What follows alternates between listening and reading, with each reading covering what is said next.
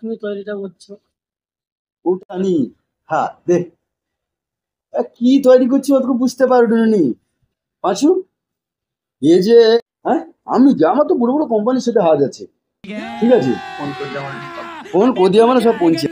এই যে ও যে মালটা বনিছি, ঠিক আছে, এটা আমার দ্বিতীয় বিশ্বযুদ্ধের যখন আমার কামান তৈরি হইছিলাম, কামানের অংশ এটা, ঠিক আছে। কয় তাহলে কি তাহলে বুর্জ খালিফাটা কি তুমি তৈরি করতে হলো? বুর্জ খলিফা, ইয়ে বাবা সে তো অনেক গল্প রে পুত্রা। এই যে বুর্জ খলিফাটা যখন তৈরি হয়, হ্যাঁ, এই যে বুর্জ খলিফাটা যখন তৈরি হয়, এবার তার আগে তো হাওড়া ব্রিজ আমি অলরেডি তৈরি করছি, তোর মনে জানো, সে তো ঠিকই কইছো। ভিডিও করছি। তো টাটার সঙ্গে তো আমার বিশাল খাপ আছে, অনেক খারাপ অনেক খাপ। এবার দুবাইরে এসকে এসকে মালিক, এবার তার সঙ্গে যে আমার খুব ভালো বন্ধুত্ব। সে একদিন কয়ডে যে তোমাদের সামাতো বড় বড় রথ হয়, রথ আগে কিরার দিনে যে রথ হিতায় আর কি, হ্যাঁ, প্রচুর উঁচা উঁচা রথ হিতায়, একদম আকাশ ছোঁয়া রথ হিতায়, তখন যে রথ তৈরি হিতায় বুর্জ খলিফা থেকে হাইট বেশি। तू समझा। এবার কি হয়েছে, যখন দুবাইয়ের সেই এসকে মালিক আমাকে দিনে চিঠি লেখে যে দাদা, একটা ভালো কিছু জিনিস তৈরি করে দাও যেটা পুরা বিশ্ব যেন দেখে, হ্যাঁ, কেননা তোমার হিট আছে হাওড়া ব্রিজ, তোমার হিট করা নীলপুর ব্রিজ, এরকম কত ব্রিজ তোমার আছে, তো তোমার হাতে জিনিস তৈরি খুব ভালো লাগে। তখন আমি ভাবলি কি করা যায় বিষয়টা। এবার সে তখন কয়টি যে রথ, রথের মতো কোনো ডিজাইন পাওয়া যাবে না? রাত্রে বসেছি ভাবি, ভাবার পরে যেই ভাবা সেই কাজ, টাটাকে ফোনটা লাগিয়ে দিবি। রতন টাটা আহ, আমার যে বন্ধু। হ্যাঁ, আমার যে বন্ধু আছে রতন টাটাকে ফোনটা লাগিয়ে। এবার রতন টাটাকে ফোন লাগিয়ে কইলি যে এরকম টোটাল মাল মেটাল তোমাকে দুবাই রেখে। সত্যি? হ্যাঁ, এবার कौन है ये लोग? রতন টাটাকে ফোন করার পরে সে কয়টে कहाँ से তুই কোনো आते हैं চিন্তা ये? করবি, আমি অলরেডি সব মালপাট ফেল দিয়েছি, আর তুই ইয়ে কর, কাজ কর। তো কি করলো?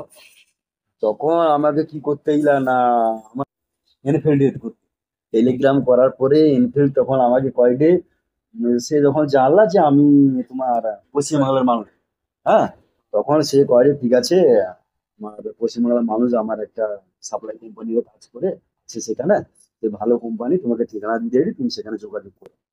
ঠিকই আমাকে কি করলাম, আর কে কোম্পানির ঠিকানাটাতে অলরেডি পাঠিয়ে দিলাম। तू समझा। আমি যখন, হ্যাঁ, আর কে কোম্পানির ঠিকানা।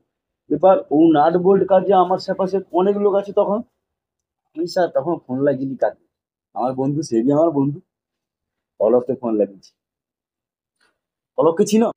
অলোককে ফোন লাগিয়ে দেন, তারপরে অলরেডি অলোকের থেকে কথা হইলা। তার পাশাপাশি তারা দীপঙ্কর দাদা, তাকেও চিনতে। তো ফোন টোন লাগার পরে যত যে যত নাট বোল্ট আছে সব এনফিল্ড কোম্পানি নিয়ে নিচ্ছি, আর কে কোম্পানি নাট বোল্ট আর সব বয় গেল একদম, তখন সব ইয়ের বয়টে উড়াজাহাজে বয়টে। তখন এত টাকা পয়সা কাই পাইলো? সেই সময় আমার খরচ হইতলা 27 কোটি মতন টাকা। এবার টোটাল টাকাটা আমি লোন নিয়েছি, টোটাল সমিতির টাকাটা আমি নিলাম, ওটা পুরা টাকাটা একদম, পুরা টাকা। একদম পুরো টাকা, পুরা টাকাটা আমি লোন হিসাবে লিখলি, ঠিক আছে।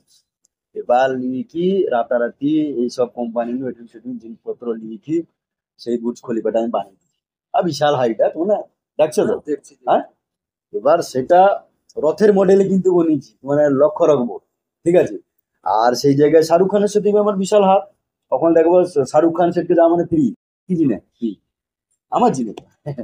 শাহরুখ খান সেটকে যাওয়া মানে ফ্রি করে দেওয়া হয়, কিন্তু সেই সময় শাহরুখ খান অ্যাডভার্টাইজ দিত, শাহরুখ খান একমাত্র ফ্রি রে অ্যাডভার্টাইজটা যে দিচ্ছে একদম ফ্রি রে, কোনো পয়সা করি লাই। হ্যাঁ, তো তাকে শুধু কইলি যে এরকম বুঝ করি বেটা আমি এ করি দি, আর তুমি দিকে অ্যাডভার্টাইজ দিও, কোনো চাপ নেই। আর তখন অজয় দেবগানকে ফোন করতে করেন না, আমি সে বিমলের অ্যাডভার্টাইজ দিবা এবং টাকা পয়সা নিয়ে তোমার advertise করতে পারবো। আবার পরে কাজে ফোন ইলা এই জিতু সেনগুপ্ত, সে এখন ভালোবাসি কি যায় অ্যাডভার্টাইজ, কিন্তু তার বিরুদ্ধে পয়সা নেই। তো বলাগাড়িয়া ব্যাংক যে লোনটা যে লিখলি 27 কোটি টাকা মতো, তখন পর্যন্ত আরো 2 লাখ 2.5 লাখ টাকা পাবো। আর শোধ করিনি আমি, হাতে থেকে শোধ করি, কম কম করে দিয়ে দিয়েছি, 2.5 লাখ খানে টাকা পাবো। তোমার থেকে বয়স কত? আমার বয়স নেই, तू समझा। আমার বয়সটা শুধু দেখলে হবে, অভিজ্ঞতাটা বুঝতে হবে।